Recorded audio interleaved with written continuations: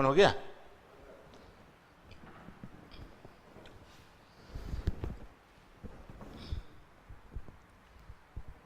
तो अभी हम देख रहे थे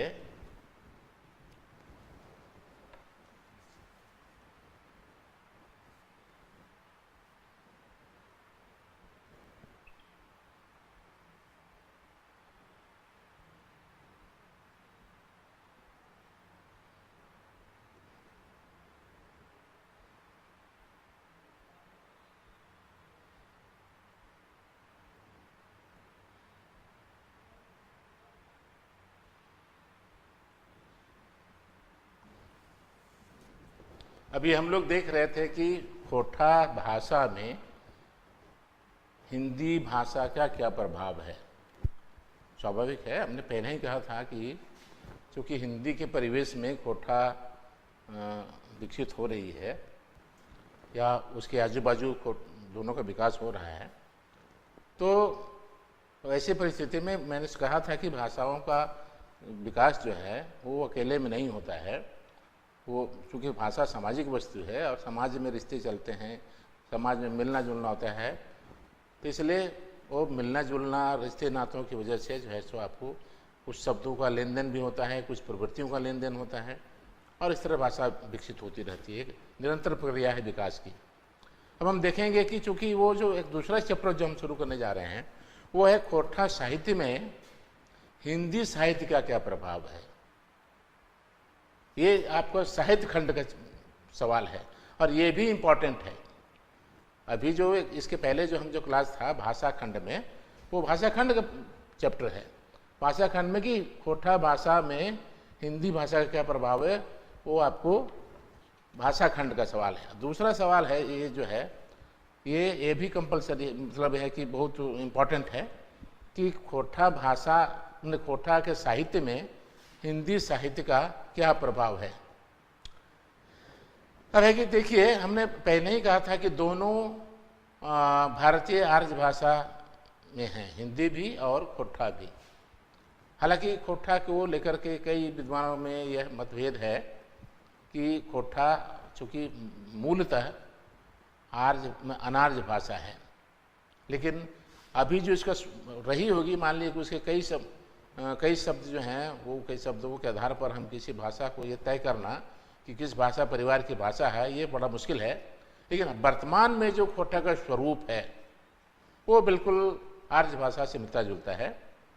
पिछले जेपीएससी में पूछे जाते थे कि खोटा एक अनार्य भाषा है, इसको प्रमाणित करें। लेकिन कई तरह के तुलना करने पर, हम यहाँ की जनजातीय भाषाओं के साथ तुलना करने पर हम लोग देखते हैं कि यह उससे बिल्कुल भिन्न है और उसमें कुछ मिलते हैं, प्रभाव है जनजातीय भाषाओं का भी, लेकिन इसका ये मतलब नहीं है कि वो अनार्य भाषाएं हैं।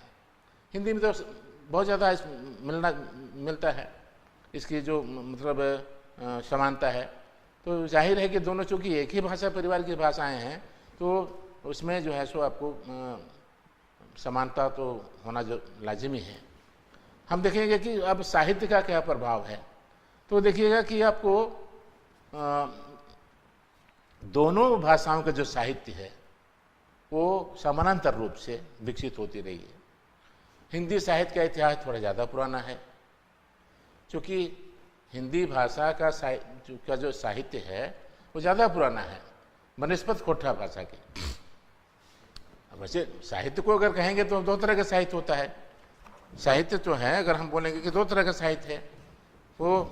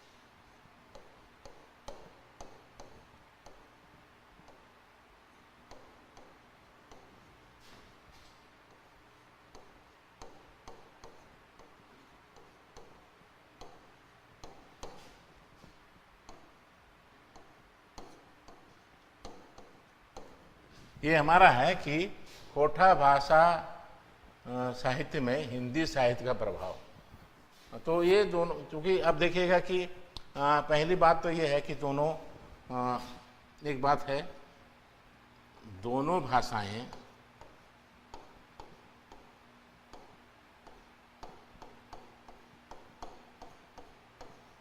एक ही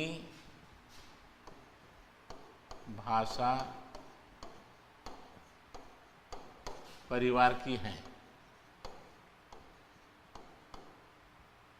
है ना। इसको हम वैसे लिख, दूसरा है क्या कि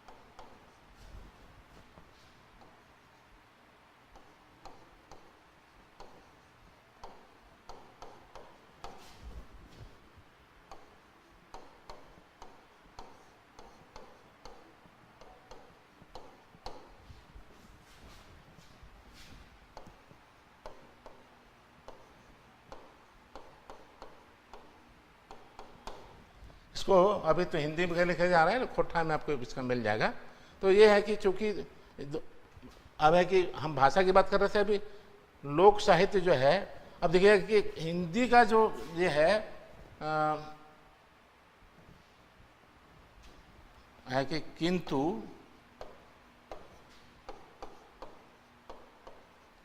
हिंदी भाषा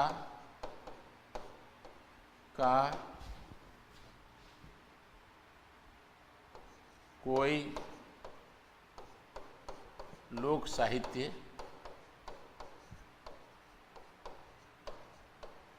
नहीं है।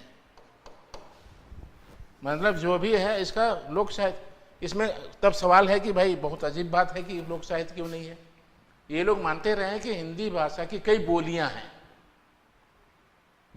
उपबोलियां हैं, और उन बोलियों को मान लीजिए ये लोग मानते रहे कि भोजपुरी, मगही, मैथिली, ये सारी जो हिंदी भाषा की बोलियां हैं, है ना, खड़ी बोली, है ना, वो सब जो है सो बोलियां हैं, और उन बोलियों के राजस्थानी, ये सब जो है सो आपके उन बोलियों के अपना लोक साहित्य है।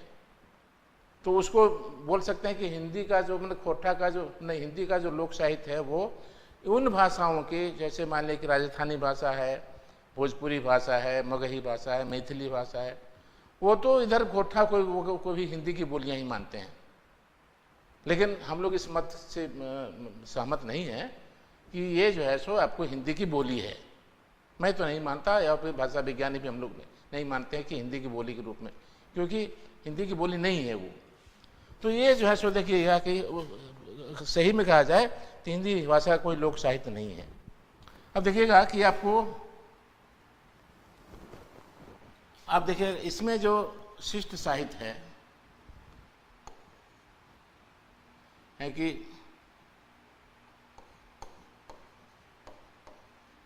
हिंदी भाषा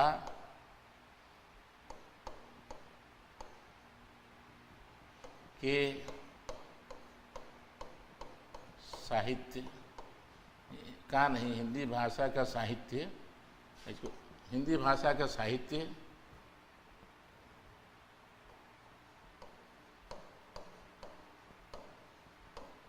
खोठा भाषा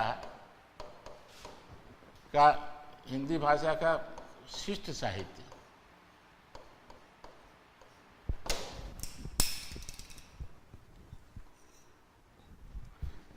हाँ, खोटा भाषा के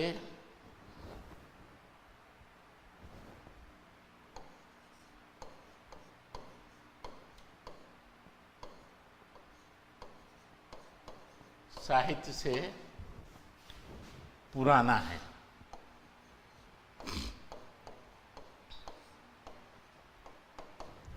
देखिएगा कि इसमें कि खोटा भाषा का जो शिष्ट साहित्य है,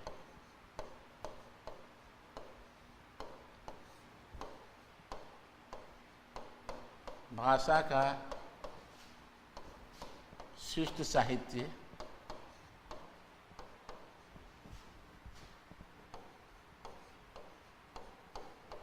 300 साल पुराना है। अभी देख रहे थे कि लोक साहित्य जो है आपको सब बहुत प्राचीन है। लोक साहित्य, खोटा का जो लोक साहित्य बहुत प्राचीन है, मतलब इसका मानवीय सभ्यता का इतिहास आपको खोटा लोक साहित्य का इतिहास है, हम प्रकारांतर से कह सकते हैं। लेकिन अब और हिंदी भाषा का कोई अपना लोक साहित्य नहीं है। अब खोटा भाषा का जो शिष्ट नहीं, हिंदी भाषा का जो शिष्ट साहित्य है वो खोटा भाषा के शिष्ट साहित्य से बहुत पुराना है। मतलब हिंदी का जो शिष्ट साहित्य बहुत पुराना है, और खोटा भाषा का जो शिष्ट साहित्य है वो आपको 300 साल पुराना है। मतलब अर्थात 1700 ईस्वी से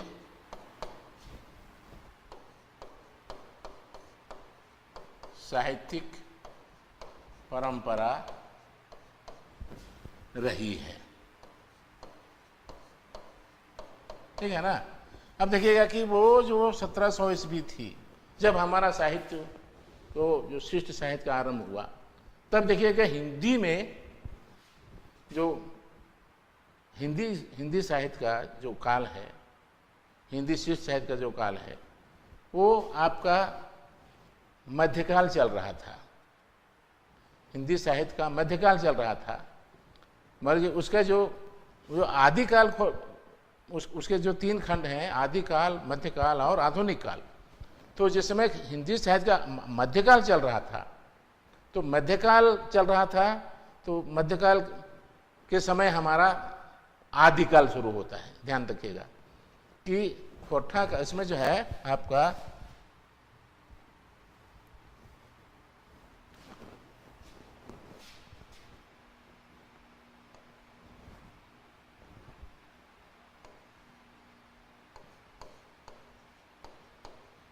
हिंदी साहित्य का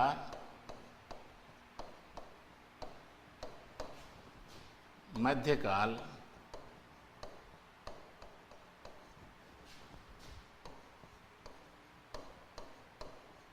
खोटा साहित्य के खोटा साहित्य का आदिकाल है।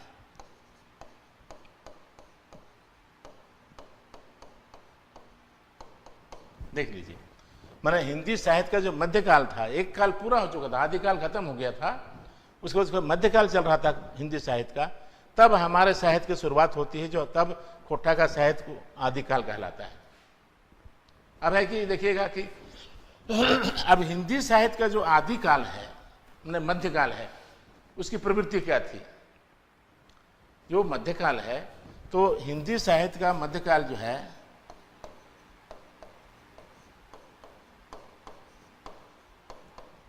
हिंदी साहित्य का मध्यकाल 2 खंडों में बटा हुआ था। एक है कि पूर्व मध्य था, पूर्व मध्य, जिसको बोल सकते हैं भक्ति काल, है ना, भक्ति काल। और दूसरा वो है, दूसरा खंड था आपको पूर्व मध्य, है ना। उसके बाद है क्या कि आपको उत्तर मध्य हो जा रहा है, आपको इसको रीति काल, इसको रीति काल को श्रृंगार काल भी बोलते हैं, श्रृंगार काल। ये आपको देखिएगा कि जब पूर्व मध्य काल में इसके 2 प्रभेद, हिंदी साहित्य की 2 बातें थी। पूर्व मध्यकाल में भक्तिकाल था और उत्तर मध्यकाल में रीतिकाल कहलाता। अब हमारी जो शुरुआत होती है 1700 ईस्वी में, तो 1700 ईस्वी में भक्तिकाल का अंतिम दौर था और ये जो है सो आपको रीतिकाल वो दस्तक दे रहा था। वैसे पीरियड में खोटा साहित्य की शुरुआत होती है। अब है कि देखिएगा, तो हमारा जो खोटा साहित्य में, खोटा साहित्य का जो आदि कवि हम लोग बोल सकते हैं, आदि साहित्यकार या आरंभिक जो साहित्यकार हमारे थे, वो इसमें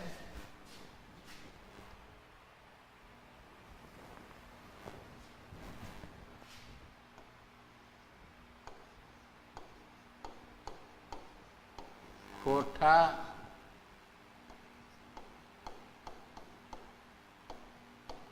आदिकाल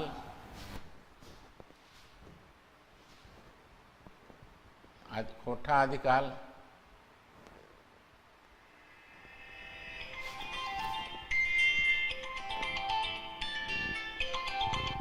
हाँ बोलिए। हेलो, हाँ बोलिए। थोड़ी देर में बात करेंगे हम, कुछ देर बाद।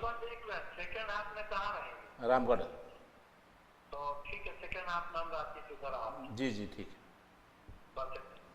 समझे ना। तो ये जो है खोटा आदिकाल जो है, तो उसमें जो हमारे जो सबसे पहले कवि थे वो है राजा दलेल सिंह। दलेल सिंह, इनको साहित्यिक नाम इनका दलसाह भी था, दलसाह। ये रामगढ़ राज्य की 5वीं पीढ़ी के राजा थे, ये है ना। ये थे रामगढ़ राज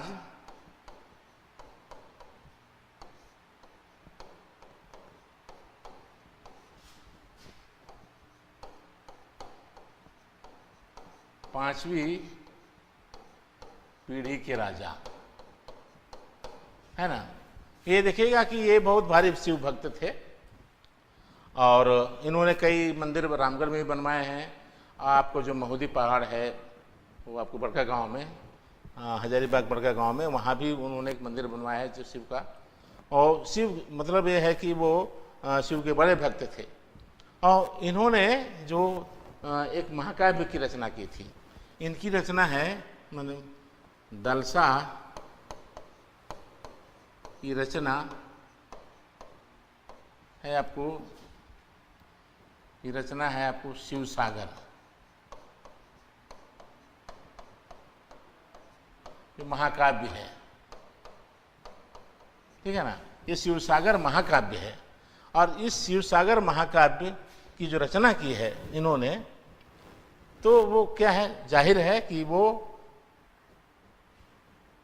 ये भक्तिपरक रचना है, ये भक्ति रचना है, भगवान भक्ति रचना है।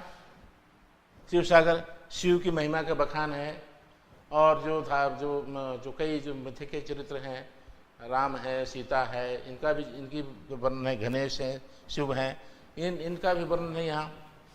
तो वो जो स्वाभाविक है कि आप देखिए हिंदी साहित्य में चल रहा था आपको भक्ति काल का अंतिम दौर था और उस समय खोटा साहित्य का आदिकाल शुरू हुआ और राजा हुए रामगढ़ के दलेल सिंह या दलशाह। अब वो जब साहित्य रचते हैं तो भक्ति साहित्य रचते हैं। क्यों? कारण क्या है? क्योंकि हिंदी साहित्य में जो हिंदी साहित्य का जो पार्श्ववर्ती जो भाषा थी आपकी, वो आपकी हिंदी थी और हिंदी में जो भक्तिपरक रचनाएं हो रही थी, क्योंकि भक्ति काल ही था इसलिए अधिकांश रचनाएं, उस काल की जो रचनाएं थी, अधिकांश रचनाएं मतलब हिंदी साहित्य के पूर्व मध्यकाल की अधिकांश रचनाएं वो भक्ति परक थी या भगवान भक्ति की रचनाएं थी, इसलिए उसको भक्ति काल कहा गया। तो स्वाभाविक है कि अब जो खोटा साहित्य में जो लिखा गया तो उसमें भी भक्तिपरक रचनाएं हैं। इसका मतलब है कि हिंदी साहित्य में आपको रामचरित मानस लिखा जा चुका था, है ना। तो रामचरितमानस जो आपको गोस्वामी तुलसीदास का है वो लिखा जा चुका था। अब उसका इतना व्यापक प्रभाव था कि आपको दलसा उससे प्रभावित हुए बिना नहीं रहे। दलसा जो है उनका प्रभाव रामचरितमानस पर का प्रभाव यहाँ है। रामचरितमानस का प्रभाव दलसा के शिवसागर में है। और चूंकि उसमें मानस में जो रामचरितमानस में जो जिन छंदों का प्रयोग हुआ है, उसमें रामचरितमानस में कौन कौन छंद का प्रयोग हुआ है, मान लें कि आपको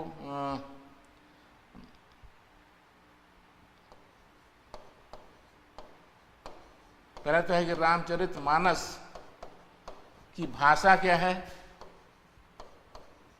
वो है आपको रामचरितमानस की भाषा क्या है, अवधी है ना, अवधी है ना। रामचरितमानस की भाषा अवधी है। अब है कि इसमें शिवसागर की भाषा जो है अवधी से मिलती प्रभावित है। शिवसागर चूंकि खोटा की रचना है और दलसा इसके रचनाकार हैं, और उस काल में ये रचना रखी जा रही है जो हिंदी साहित्य का भक्ति काल था, और खोटा साहित्य में जो रचना हो रही थी उसी काल में। तो रामचरितमानस उस समय की जो बिल्कुल एक जो है मॉडल रचना थी, उसका प्रभाव खोटा साहित्य में भी पड़ा। और जो शिवसागर महाकाव्य लिखा गया उसमें अवधी भाषा का कमोबेश प्रयोग है। और इस भाषा को, इसके भाषा जो उसके जो स्वरूप देख करके खोटा साहित्य के भी, खोटा के जो कई विद्वान इनका मानना है कि यह तो अवधी की रचना है। बट ये मानने की बात है कि वो अवधी की रचना कैसे हो सकती है।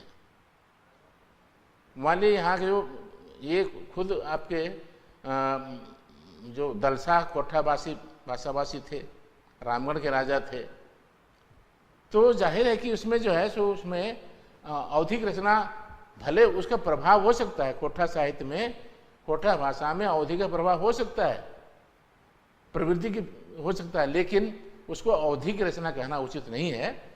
सिर्फ अवधी का प्रभाव है, जैसे आपको मुल्लम्मा की तरफ प्रभाव है, तो एक नज़र में ऐसा लगता है देखने से कि वो अवधी की रचना है। और उसमें जो देखिएगा कि जो छंदों का जो प्रयोग हुआ है, इसमें रामचरितमानस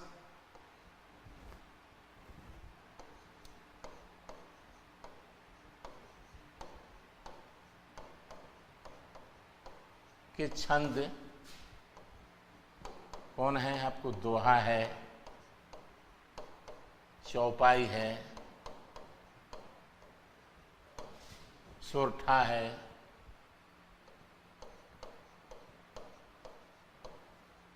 छप्पय है, ये सब सारे छंद हैं।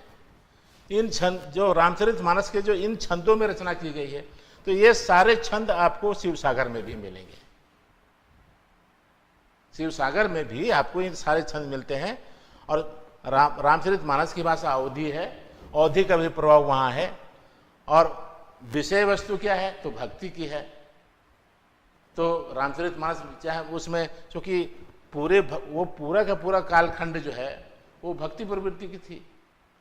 अब उस कालखंड में खोटा में जो रचना होती है वो भक्ति की, तो जाहिर है कि आपका हिंदी का प्रभाव है। और एक बात और जान लीजिए कि कोई बड़ी भाषा छोटी भाषा को प्रभावित करती है, या बड़ी भाषा का साहित्य छोटी भाषा के साहित्य को प्रभावित करती है। तो ये जो है सो मान लीजिए कि, लेकिन यहाँ बड़े छोटे का जो बात है ना, भाषा वैज्ञानिक ये नहीं है। भाषा विज्ञान की दृष्टि से किसी भाषा को बड़ा कहना या किसी को छोटा कहना उचित नहीं है, लेकिन व्यवहार में बड़ा छोटा तो कहना ही पड़ता है। व्यवहार में आप मानिए न मान लीजिए, जैसे अंग्रेजी है विश्व भाषा है, लेकिन खोटा भी तो एक अपनी भाषा है, अपने समुदाय को के लिए की भाषा है, तो अपने आप में पूर्ण है। अंग्रेजी भी अपने आप में पूर्ण है। तो दोनों में समानता है, दोनों कोई ना छोटी है ना कोई बड़ी है। जो आवश्यक शर्त है कम्युनिकेशन, ये दोनों पूर्ण फुलफिल करते हैं। जब दोनों पूरा करते हैं कम्युनिकेशन, इसका जो मूल है कि वो जो ये आपको अभिव्यक्ति के माध्यम है और ये भी पूरा करता है, वो भी पूरा करता है, उस दृष्टि से तो दोनों समान है। भाषा को छोटा बड़ा कहना भाषा विज्ञान की दृष्टि से गलत है, लेकिन साहित्य की दृष्टि से कहना तो पड़ता है, व्यवहार में होता है। तो आपको देखिएगा कि भक्ति काल, इसमें क्या क्या प्रभाव पड़ा। भक्ति काल का प्रभाव जो है, भक्ति काल का प्रभाव कहाँ कहाँ पड़ा। भाषा, साहित्यिक प्रवृत्ति,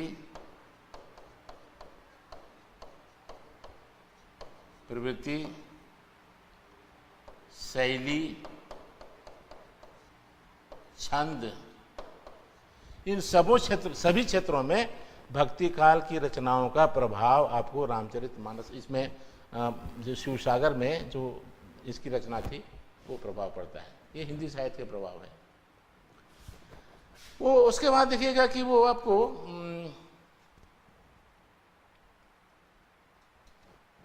अब देखिएगा, हम एक और असर देखेंगे कि अब दूसरा है कि अनुवाद के क्षेत्र में एक तो हम देख रहे हैं कि वो उस कालखंड में वो प्रवृत्ति की दृष्टि से प्रभावित किया, भाषा साहित्यिक प्रवृत्ति की दृष्टि से प्रभावित किया, भाषा में प्रभावित किया, शैली में प्रभावित किया, छंद में प्रभावित किया। तो ये जो है सो आपको यहाँ था। अब है कि देखिएगा अनुवाद में, अनुवाद के क्षेत्र में देखिएगा,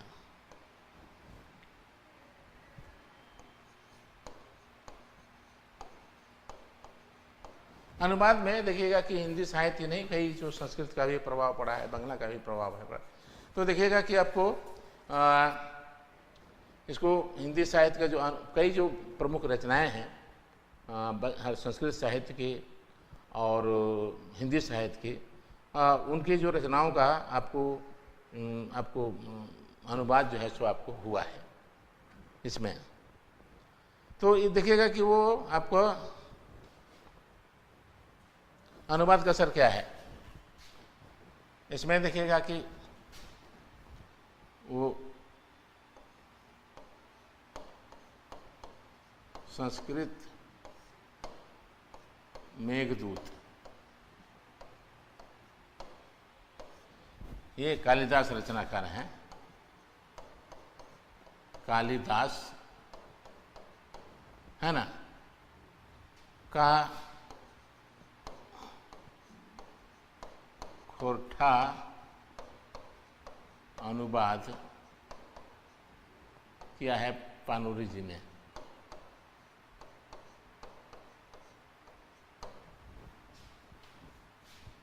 ठीक है ना, खोरठा अनुवाद पानूरी जी ने किया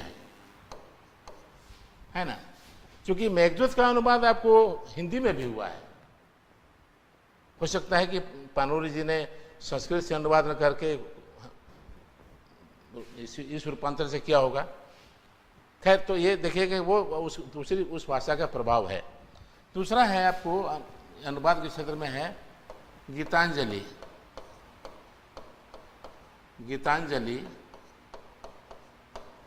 गीतांजलि का जो प्रभाव है, गीतांजलि का जो अनुवाद है खोरठा अनुवाद,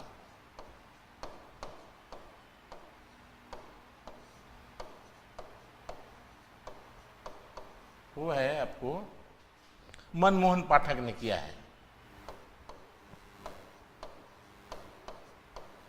मनमोहन पाठक ने गीतांजलि का खोरठा अनुवाद मनमोहन पाठक ने किया है। और देखिएगा कि आपको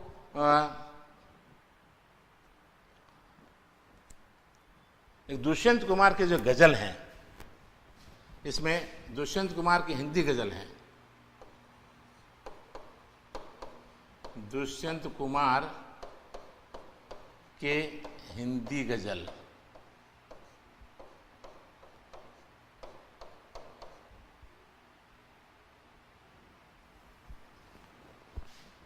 दुष्यंत कुमार के हिंदी गजल का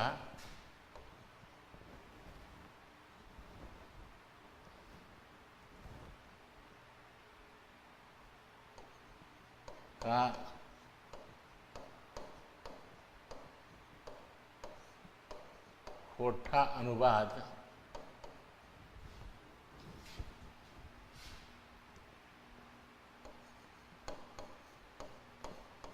टी.ए. नौदार ने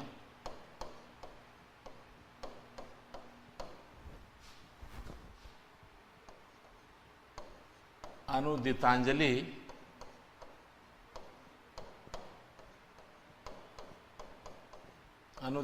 नाम से किया है।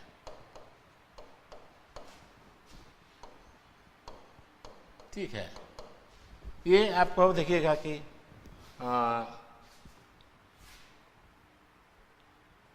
उसके अलावा देखिएगा कि वो जो आपको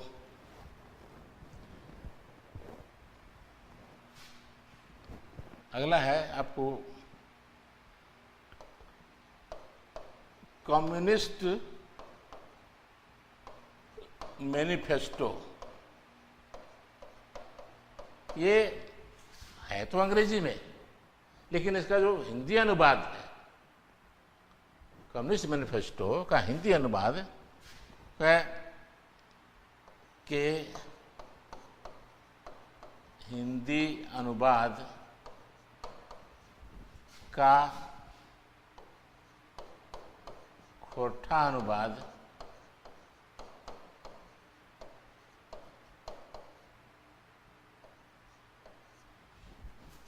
अनुवाद पानूरी जी ने किया है।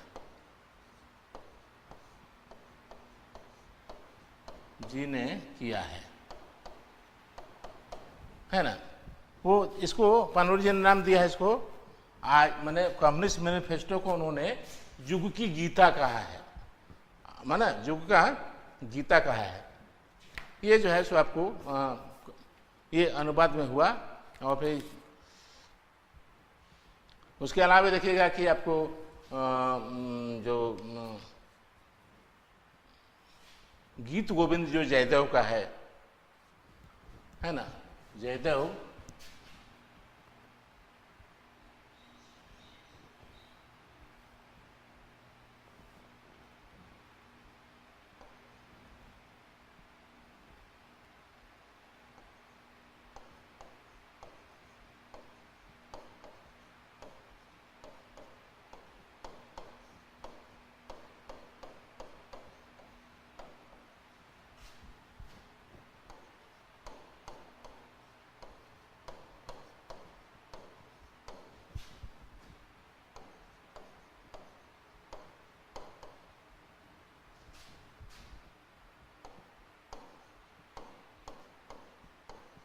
शेखर गंवार ने किया है।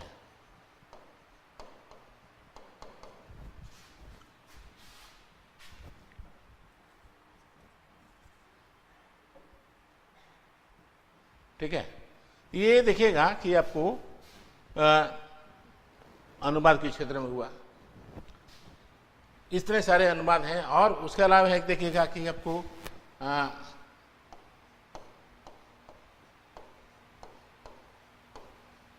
कि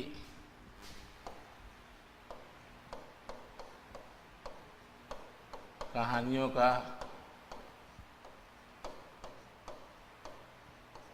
खोटा अनुवाद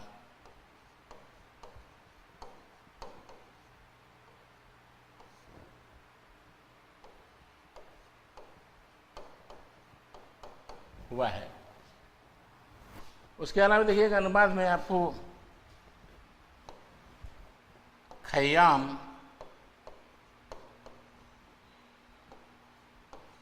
की रचनाओं का अनुवाद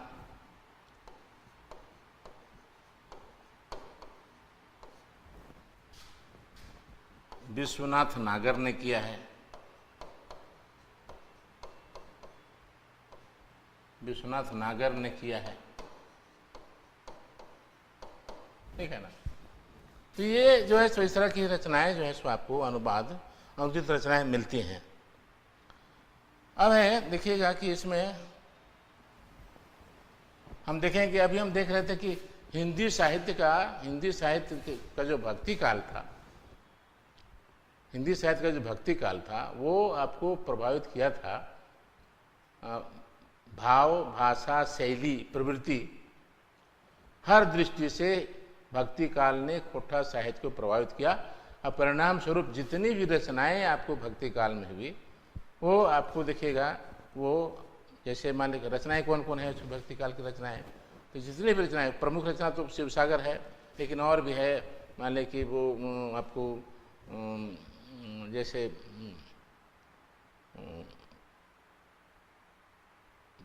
आपको ये जो है राज रहस्य है, फिर आपको राम रसार्णव है ना, वो गोविंद लीलामृत है। ये सब में वो जो है सो हिंदी साहित्य का प्रभाव है, जो उसमें हिंदी साहित्य की जो ये सारी रचनाएं भक्तिपरक हैं, और इन सारी रचनाओं में आपको वो जो है सो ये है इसका हिंदी साहित्य का प्रभाव है। तो भक्ति काल ने जो हमें प्रभावित किया हर दृष्टि से, भाव में, भाषा में, शैली में, प्रवृत्ति में प्रभावित किया।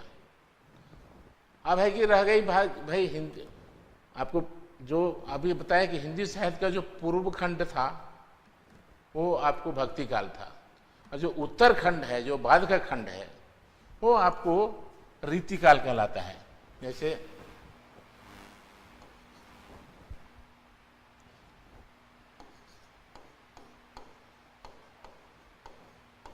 हिंदी साहित्य के उत्तर मध्यकाल या रीतिकाल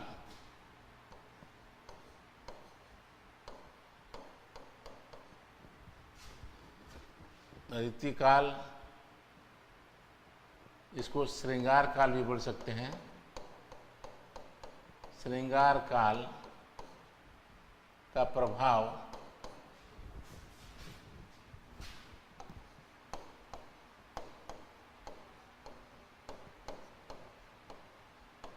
खोटा साहित्य के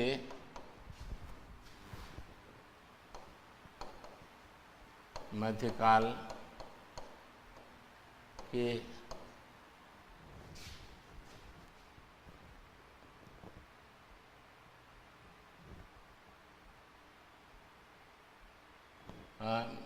का प्रभाव खोटा साहित्य के मध्यकाल में हुआ है। अब किस तरह का प्रभाव है उसमें, आपको भाव, भाषा, शैली, प्रवृत्ति, इस सभी क्षेत्रों में प्रभावित किया। प्रवृत्ति में देखिएगा, प्रवृत्ति क्या थी? श्रृंगारिक प्रवृत्ति थी। प्रवृत्ति श्रृंगारिक थी, और वो श्रृंगारिक प्रवृत्ति थी, उसका प्रभाव आपको उस काल जो ये है, देखिएगा कि हिंदी खोटा साहित्य का जो मध्यकाल है, इसको देखिएगा कि आपको आदिकाल जो खोटा साहित्य का है वो 1700 से लेकर के तो 1800 ईस्वी तक चलता है। ये आपको खोटा साहित्य में आदिकाल कहलाता है, आदिकाल है खोटा साहित्य का।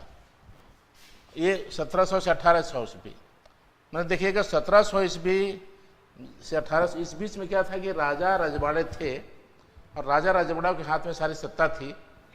तो जितने साहित्यकार कलाकार थे उनको आश्रय मिला हुआ था राजाओं के यहाँ, और वो कलाकार लोग, साहित्यकार लोग जो भी है वो अपना विकास कर रहे थे राजाश्रय में। जो कलाकारों को कुछ वजीफा वगैरह मिलता था, कुछ खाने पीने की व्यवस्था हो जाती थी, और वो लोग वहाँ साहित्य सृजन करते थे आदिकाल में, जिसको अब है कि देखिएगा कि 1700, आपको याद होगा, इतिहास पढ़ते होंगे, तो 1793-94 में आपका इसमें जो है सो आपको ये होता है, अस्थाई भूमि प्रबंधन होता है। अस्थाई भूमि प्रबंधन होने के साथ साथ जो होता है क्या है कि छोटे छोटे जमींदारों को उदय होता है, और सत्ता का केंद्र जो है सो राजा से हो करके वो विकेंद्रित हो जाती है सत्ता।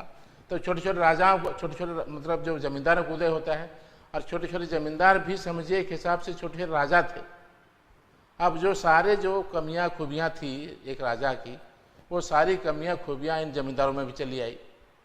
तो जमींदारों के पास जो आपके साहित्यकार कलाकार जो क्षेत्र में थे, है ना, वो आपके साहित्यकार कलाकार सब जुट गए और जमींदारों के यहाँ वो साहित्य कलाएँ पनपने लगी।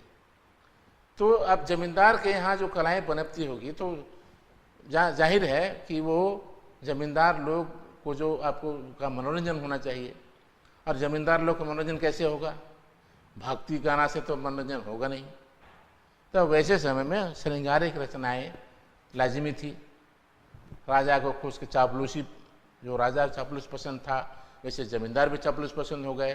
तो चापलूस हो गए, भाट लोग खड़े हो गए, है ना, बिरुदावली गाने जाने लगी, उनके प्रशस्ति गान गाए जाने लगे और उनकी बड़ाई में बहुत सारी कविताएं रची गई जो श्रृंगारिक आप दुनिया में सबसे सुंदर हैं, आपको ये चाहती है, वो चाहती है, मतलब आप बड़े समर्थ पुरुष हैं, इस तरह की जो बातें थी, जो श्रृंगारिक रचनाएं, है ना, वो जो है सो रीति, पूरे हिंदी साहित्य का जो रीतिकाल है वो श्रृंगारिक काल कहलाता है, क्योंकि सारी रचनाएं नायक नायिका के सौंदर्य वर्णन पर आधारित है। कृष्ण राधा के सौंदर्य, कृष्ण गोपियाँ, कृष्ण राधा, नायक नायिका, है ना, राजा रानी, इनके बीच के जो प्रेम संबंध थे, इनके वर्णन का पूरा हिंदी साहित्य का जो रीतिकाल है वो इसी आधारित है। मतलब श्रृंगारिक रचनाएं हैं, पूरे के पूरे आपको जो है सो आपको काम भावना से प्रेरित श्रृंगारिक रचनाएं उसमें मिलती है। तो वो जब छोटे छोटे जमींदारों का उदय होता है यहाँ, है ना, तो आपको देखिएगा, मैंने कार्नवालिस ने किया था उसको, भूमि प्रबंधन का, लॉर्ड कार्नवालिस याद होगा। तो लॉर्ड कार्नवालिस ने जो किया आपको अस्थाई भूमि प्रबंधन, अस्थाई भूमि प्रबंधन लॉर्ड कार्नवालिस ने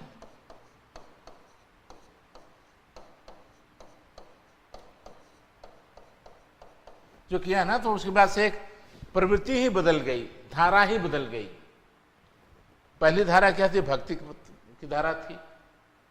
हमारा जो कोठा साहित्य का जो आदि काल था वो भक्ति काल था, भक्तिपरक रचनाएं थी।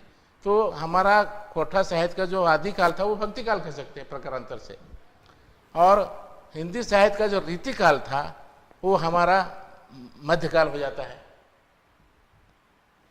तो मध्यकाल और रीतिकाल में जो जितनी रचनाएं थी वो श्रृंगारिक थी। नायक नायिका के प्रेम संबंध की रचनाएं थी, राजा रानी के प्रेम संबंध की रचनाएं थी, राधा कृष्ण गोपियाँ के प्रेम संबंध की रचनाएं थी, वो संयोग श्रृंगार की रचनाएं थी, वियोग श्रृंगार की रचनाएं थी। ये सारी रचनाएं भरी पड़ी हैं आपको। उसमें एक से एक जो है सो आपके कवि आए हैं, बिहारी जी आए, बिहारी सत्संग ने लिखा, आज से पूरी सच्चाई की परंपरा रही है। उसमें जो है सो बहुत सारी रचनाएं हुई। तो वो जो नायक नायिका के वर्णन, वो श्रृंगारिक वर्णन, रूप वर्णन, ये सारी जो इसमें जो गुण थे रीतिकाल के हिंदी साहित्य में, वो सारे के सारे मध्यकाल में आपको चला आता है। इसलिए वो 1800 से लेकर के आपको 1900 समझिए कि आपको 40 के आसपास तक की रचनाएं हैं। माने जमींदारों का जब पराभव होने लगा, जमींदारी प्रथा खत्म होने लगी, तब तक वो आपको श्रृंगारिक प्रभाव दिखाई पड़ता है। मान लीजिए कलाकारों के आश्रयदाता ही चले गए तो कलाकार कहाँ जाएंगे? आश्रय विहीन हो गए, तो कलाकार आश्रय विहीन हो गए, जमींदारी खत्म हो गई, नवाबी खत्म हो गई। तब है कि ये जो है सो इनमें वो जो जब तक नवाबी थी, जब तक जमींदारी थी, तो इस तरह के श्रृंगारिक रचनाएं होती थी। इसलिए जितनी रचनाएं हैं आपको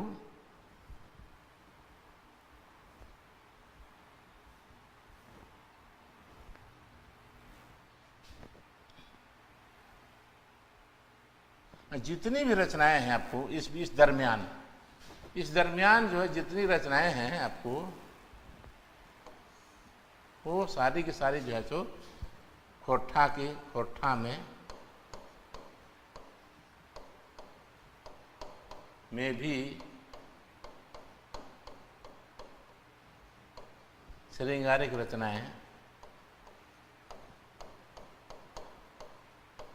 उपलब्ध हैं। यह रचनाएं रची गई हैं। उसमें देखिएगा कि मुख्य रूप से इसमें है कि आपको उसमें कवि थे कौन लोग, तो हाड़ी राम, शामू कमार,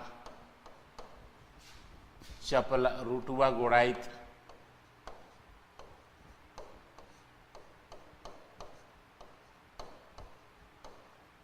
विनंद सिंह,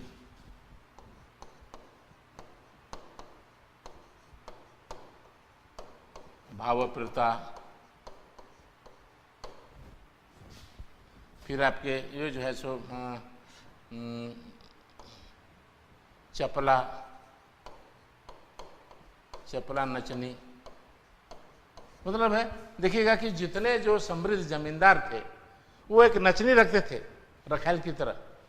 वो नाचती थी, उनका मनोरंजन करती थी, और जो गाती थी, बजाने वाले थे, गाने वाले थे, ये लोग जितनी भी रचनाएं, उनको भक्ति, जमींदार तो भक्ति गीत सुनेगा नहीं, मनोरंजन करना है तो भक्ति गीत से मनोरंजन तो होता नहीं है।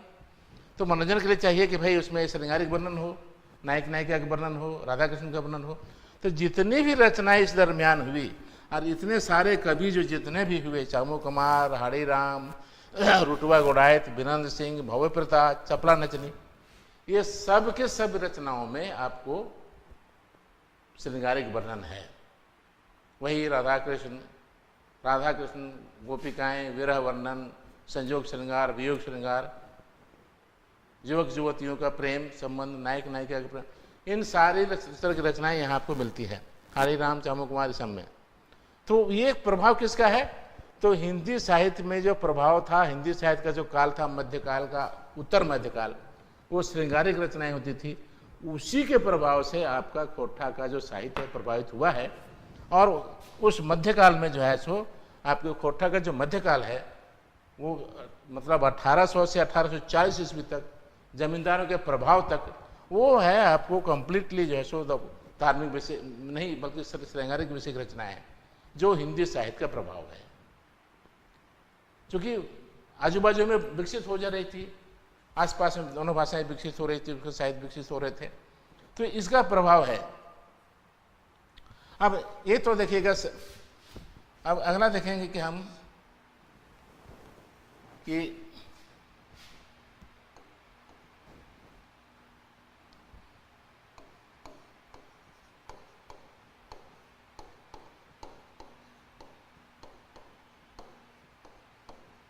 हिंदी साहित्य के आधुनिक काल का प्रभाव।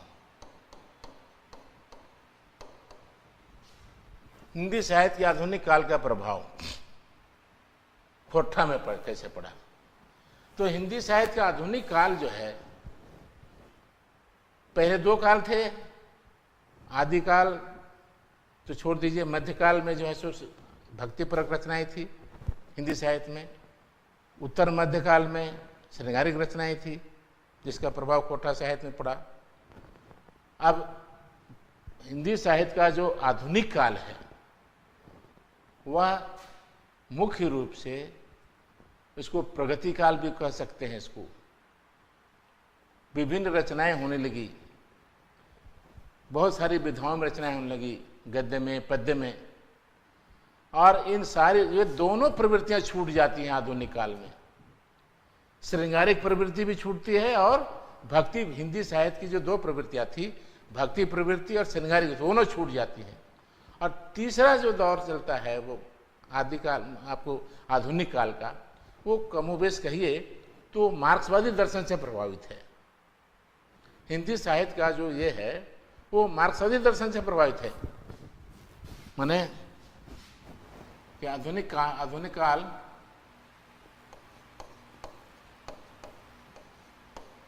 हिंदी साहित्य का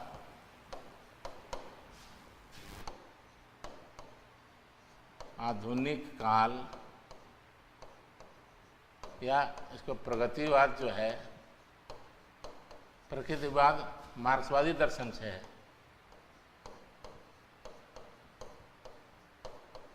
मार्क्सवादी दर्शन से प्रभावित है। मतलब अब वो कपोल कल्पना नहीं, राजा रानी नहीं, भगवान भक्ति नहीं, श्रृंगारिक बात नहीं, जो यथार्थ की जो खुरदरी धरती है, जो सत्य बातें हैं, गरीबी, शोषण, भ्रष्टाचार, अन्याय, इसके संबंध में रचनाएं होने लगी। अब कोई वो कपोल कल्पना, मन की उड़ान नहीं रह गई, है ना।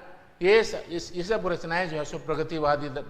इसलिए देखिएगा कि खोटा हिंदी साहित्य का जो मार्क्सवादी दर्शन से जो प्रभावित हुआ वो प्रगतिवाद कहलाया। उसी में कई विधाएं प्रगतिवाद है ना, तो प्रगतिवाद मार्क्सवादी दर्शन प्रभावित था। माने मार्क्सवादी दर्शन जो है इसमें क्या है,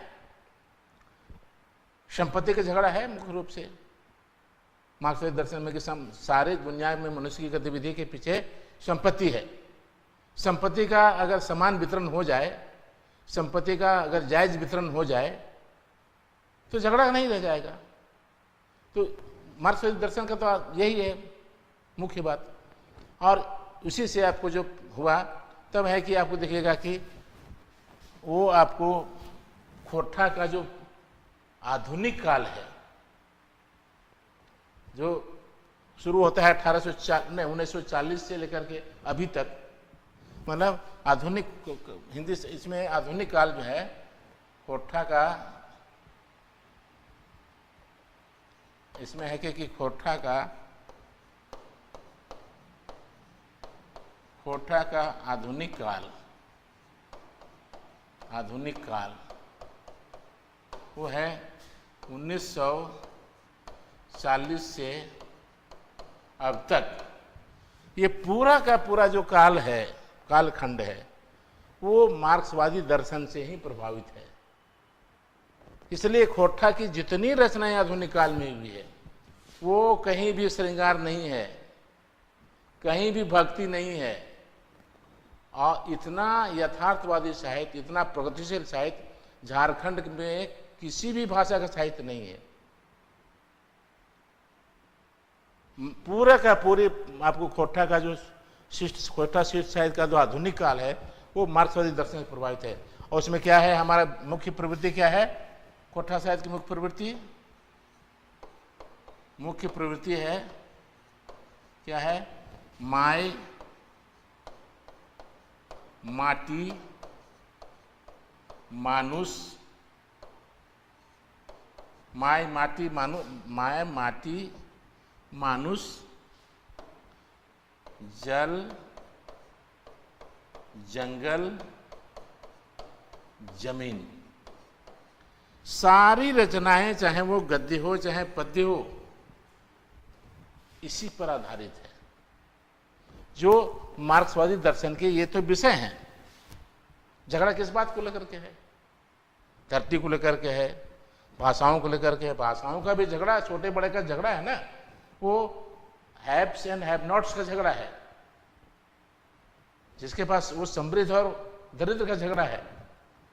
दरिद्र के गरीब लोगों की भाषा को कोई अच्छी होने पर भी उसको नेग्लेक्ट किया जाता है, और समृद्ध लोग हैं उसकी भाषा खराब भी है तब भी उसका, आज देखिए ना, अंग्रेजी बिल्कुल ग्रामीण भाषा थी, जो एकदम गांव की भाषा थी, आज विश्व भाषा बनी हुई है क्योंकि वो समृद्ध हो गए।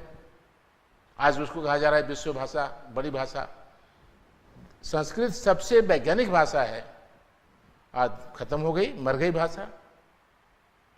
तो चूंकि संस्कृत बोलने वाले या हिंदी बोलने वाले उनकी बनस्पत आपको माने उतने समृद्ध नहीं है। हम अभी वो सब विकसित देश हैं, हम विकासशील देश हैं। कुछ दिन पहले अविकसित देश थे, फिर अभी विकसित देश में कहे जा रहे हैं, विकासशील देश में, और वो सब विकसित देश है। स्वाभाविक है उनकी भाषा वो बड़ी भाषा मानना आपकी बाध्यता है। तो इसलिए देखिएगा कि आपका जो है सो ये सारे माय माटी मानुष, इन सारी जल जंगल जमीन, झगड़ा तो इसी का है और मार्क्सवादी दर्शन का विषय है। इसलिए खोटा साहित्य की जो मुख्य प्रवृत्ति है वो हिंदी साहित्य के जो प्रगतिवाद है या मार्क्सवादी दर्शन से आधुनिक काल से प्रभावित है। पूरा का पूरा एक भी रचना आपको इन विषयों को छोड़ करके नहीं है, चाहे गद्य हो चाहे पद्य हो। एक चीज देखेंगे कि आपको एक चीज और है कि हिंदी साहित्य में एक छायावाद एक दौर चला था, है ना। उसमें पंत है, प्रसाद है, निराला है, महादेवी वर्मा है, जयशंकर प्रसाद वगैरह है, सुमित्रानंदन पंत है ना, पंत सुमित्रानंदन पंत, जयशंकर प्रसाद, है ना, निराला, है ना, सूर्यकांत त्रिपाठी निराला और महादेवी वर्मा, ये सब मुख्य स्तंभ थे आपको छायावाद के। छायावादी दर्शन, छायावादी जो प्रवृत्ति थी उसमें थोड़ा पलायनवाद भी था, उसको पलायनवाद बोल सकते हैं कि वो जो है सो एक कुंठा भाव था वहाँ। तो वो जो है सो देखिएगा कि वो हिंदी साहित्य का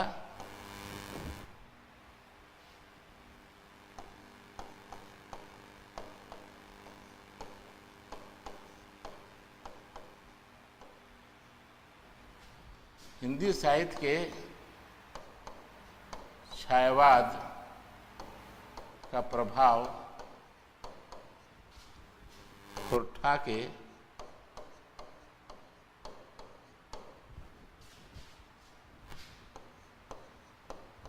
श्रीनिवास पानुरी और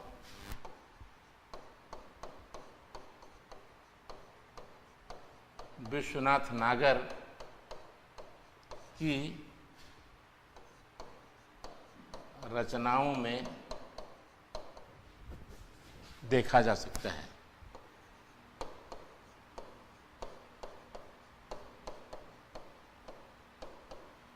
देखिए आपके लिए इतना ही काफ़ी है, क्योंकि वो छायावाद को समझने के लिए बहुत विशद चर्चा की जरूरत है और आपके शायद काम का चीज़ नहीं है।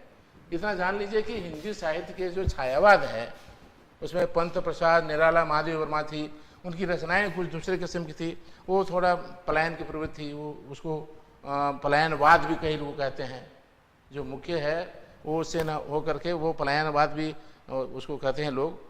और वो उसका प्रभाव आपको दिखेगा कि खोटा साहित्य में कुछ है रचनाओं में, है ना।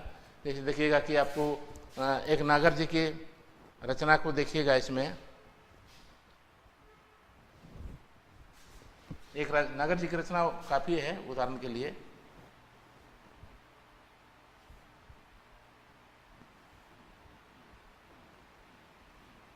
हालांकि मेरी एक रचना जो है सो आपको छपी है कि हिंदी साहित्य में छायावाद नहीं, खोटा साहित्य में छायावाद का प्रभाव, हिंदी साहित्य के छायावाद का खोटा साहित्य प्रभाव, मेरा एक लेख है, वो विस्तारित रूप में आपको डहर पत्रिका जो है अखड़ा पत्रिका में छपी है वो विस्तार से।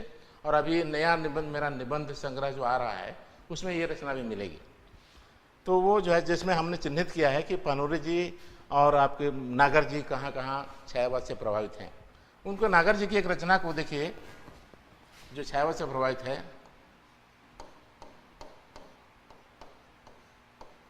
कि एक रचना, एक कविता है, इसमें है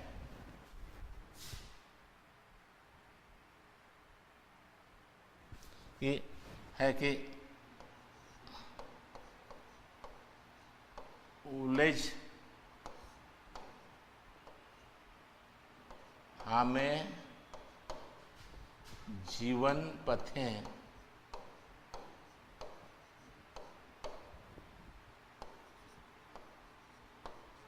डहर छाड़ा भेलों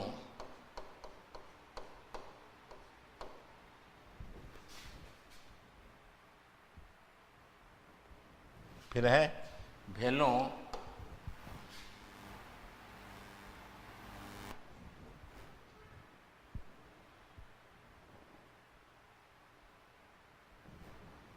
है कि रोदेक जलाएं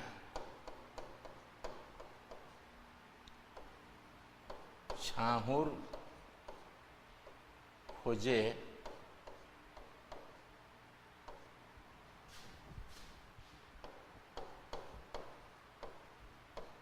हिया चैल अइलो। मैंने है क्या कि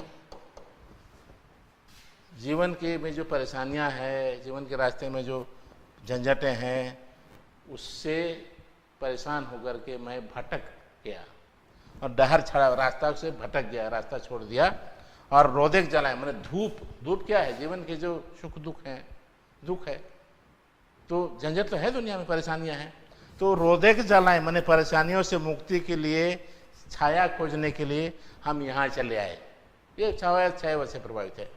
तो इस तरह से देखिएगा कि आपको देखिएगा कि वो रचनाएं आपको इसमें पड़ती है और जो आपको कुल मिला करके हम देख रहे थे कि वो हिंदी साहित्य ने हमारे साहित्य को, खोटा साहित्य को व्यापक रूप से प्रभावित किया है हर दृष्टि से। और अभी भी स्टिल खोटा साहित्य में जो भी रचनाएं हैं वो आपको बिल्कुल मार्क्सवादी दर्शन से आधुनिक काल में हो रही हैं, जो एक दौर में या आज के दौर में भी हिंदी साहित्य में वो आपका उसका काफ़ी प्रभाव है दर्शन का। तो इस तरह से हम कह सकते हैं कि हिंदी साहित्य का प्रभाव खोटा साहित्य में हुआ है। और आपके पास समय भी नहीं होगा बहुत ज़्यादा जो ज़्यादा लिख पाइएगा, बहुत विस्तृत चर्चा उसमें हम कई लोग देख सकते हैं। जैसे मान लिया आपको जो दर्शन से प्रभावित हैं, देखिएगा कि इसमें शिवनाथ प्रमाणिक हैं, श्याम सुंदर महतो हैं, आला जी हैं, शांति भारत हैं, प्रहलाद दास हैं, और उसमें जो है सो आपको जितने लोग हैं इन सारी रचनाओं, इनकी सारी की सारी, झा जी की रचनाएं तो एक भी प्रगतिवाद से हट के नहीं है, मार्क्सवादी दर्शन से हट के एक भी रचनाएं नहीं है। पानोरी जी की रचनाएं जो आरंभिक दौर की रचनाओं में थोड़ा श्रृंगारिक वर्णन है, लेकिन वो आपको देखिएगा कि आपको इसमें बाद की जो रचनाएं हैं, जो उनका अंतिम दौर की रचना है कम्युनिस्ट मैनिफेस्टो, वो पूरा का पूरा मार्क्सवादी दर्शन से प्रभावित है। तो इसलिए जो पानोरी जी में देखिएगा, पानोरी जी की चर्चा जब होगी तो होगा क्या कि पानोरी जी के साहित्य में जो क्रमागत विकास देखा गया है, शुरुआती दौर की रचनाएं श्रृंगारिक हैं, बाद की दौर की रचनाएं थोड़ा समझौता परक हैं या फिर यथार्थ चित्रण है, तीसरे दौर की रचनाएं बिल्कुल विरोध मूलक है, माने प्रतिरोध है, शोषण है। मध्यम दौर की रचनाओं में शोषण है, भ्रष्टाचार की वर्णन है, लेकिन उसका विरोध नहीं, प्रतिरोध नहीं है। अंतिम दौर की रचनाओं में पूरा प्रतिरोध दिखाई पड़ता है। अंतिम दौर की रचनाओं में पानोरी जी बिल्कुल मार्क्सवादी से प्रभावित होते हैं, प्रगतिवाद से प्रभावित होते हैं। तो इस तरह पानोरी जी में देखिए एक क्रमागत विकास जो देखा गया है वो, और कई जो नए रचनाकार हैं आज भी वो प्रगतिवाद से प्रभावित रचनाएं कर रहे हैं। तो इस तरह से देख रहे हैं कि चूँकि हम शुरू में ही कह रहे थे कि ये जो एक बड़ी भाषा का साहित्य छोटी भाषा के साहित्य को प्रभावित करता ही करता है। तो और चूँकि एक ही परिवेश में दोनों पहले बड़े हों तब तो और भी इसकी संभावना बढ़ जाती है। तो इसलिए अभी जो अब दिखाई पड़ रहा है हिंदी साहित्य में, जो हमने देखा कि हिंदी साहित्य ने खोटा साहित्य को व्यापक रूप में प्रभावित किया है, या खोटा का शिष्ट साहित्य जो है हिंदी साहित्य के से व्यापक रूप से प्रभावित हुआ है। और इतनी बातें जो है सो यहाँ एक नया चैप्टर वो है, वो हिंदी साहित्य का प्रभाव खत्म हो जा रहा है, ठीक है ना। तो हमने इधर पिछले दिन देखा था बांग्ला भाषा एवं साहित्य का खोटा में क्या प्रभाव है, नागपुरी भाषा एवं साहित्य का क्या प्रभाव है, कुरमाली भाषा एवं साहित्य का क्या प्रभाव है, और फिर हिंदी भाषा एवं साहित्य का प्रभाव हम आज देखें। प्रथम खंड में हमने भाषा का क्या प्रभाव देखा, दूसरे खंड में हम साहित्य का प्रभाव देखें। ये दोनों बहुत इम्पॉर्टेंट हैं, दोनों चैप्टर, इसलिए इसको बहुत गौर से पढ़ने की जरूरत है। और बाकी जो नोट्स में आपको मिल जाएगा बढ़िया इसका, ठीक है। तो बहुत बहुत धन्यवाद, जोहार, नमस्कार।